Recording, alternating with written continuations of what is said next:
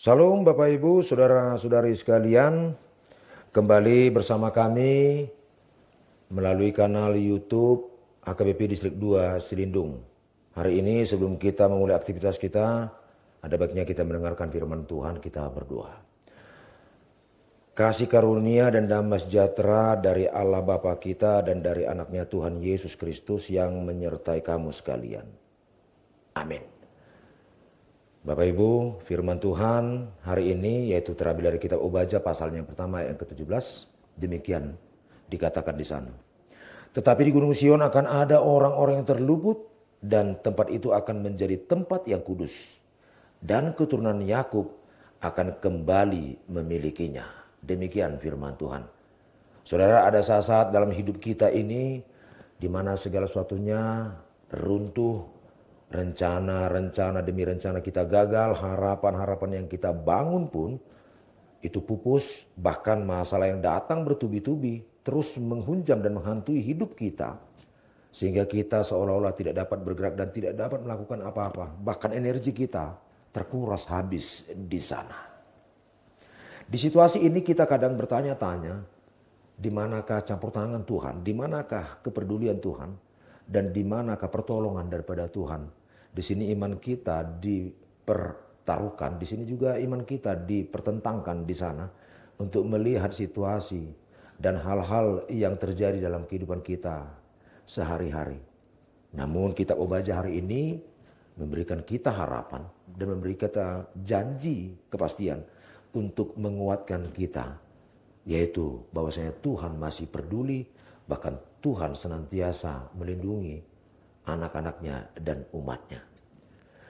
Firman Tuhan di kitab Obadja pada hari ini mengingatkan bahwa di tengah-tengah kegelapan dan penghakiman yang dinubuatkan kepada Edom, bangsa yang dengan kejam dan sombongnya yang bersukacita atas kejatuhan Yerusalem, dalam konteks hari ini Tuhan menyelipkan suatu janji yang indah dan penuh harapan, yaitu tetapi di Gunung Sion akan ada orang-orang yang terluput. Kata tetapi di sana berarti di tengah-tengah berita buruk, di tengah-tengah kehancuran dan hukuman, Tuhan selalu menyisakan jalan yang berbeda. Di mana ada kehancuran, di mana-mana di Gunung Sion ada keselamatan. Gunung Sion melambangkan kehadirat Tuhan. Gunung Sion juga melambangkan tempat di mana Tuhan berdiam. Dan Gunung Sion juga memperlihatkan pusat pemerintahan daripada Tuhan. Hal ini mengajarkan sebuah kebenaran dasar. Di luar Tuhan hanya ada kehancuran, tetapi di dalam hadiratnya selalu ada keselamatan dan perlindungan. Janji ini juga mengingatkan bahwa tempat itu akan menjadi tempat yang kudus. Keselamatan yang Tuhan berikan bukan sekedar menyelamatkan kita dari bahaya, tetapi juga memulihkan hubungan kita dengan Tuhan. Ketika kita berlindung kepadanya, Ia membersihkan hati kita, memisahkan kita dari dosa dan menjadikan kita miliknya yang khusus. Pemulihan Tuhan selalu utuh. Ia menyelamatkan jiwa kita dan Ia mengembalikan apa yang telah hilang dari diri kita. Ayat ini juga saudara ditutup dengan janji, yaitu keturunan Yakub akan kembali memiliki miliknya. Musuh boleh saja merebut apa saja yang kita miliki sementara waktu. Boleh saja merampas kedamaian kita. Boleh saja merampas dan mengambil kebahagiaan kita. Namun Tuhan adalah pemulih yang sejati.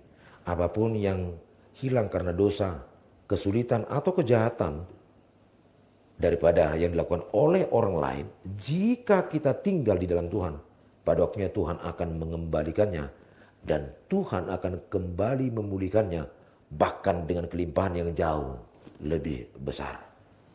Bapak Ibu Saudara yang terkasih dalam Tuhan kita Yesus Kristus, hari ini mungkin kita sedang merasa kehilangan sesuatu, atau kita mungkin merasa hidup kita sedang berada di ambang kehancuran.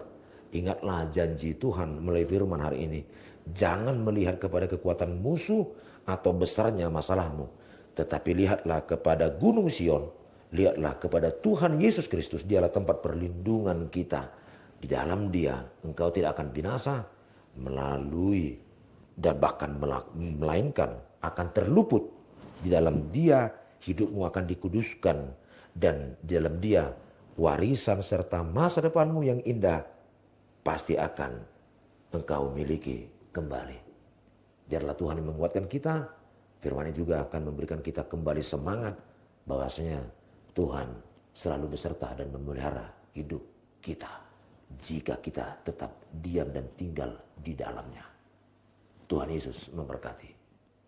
Amin. Kita berdoa. Terima kasih Tuhan buat firman yang menyapa kami hari ini.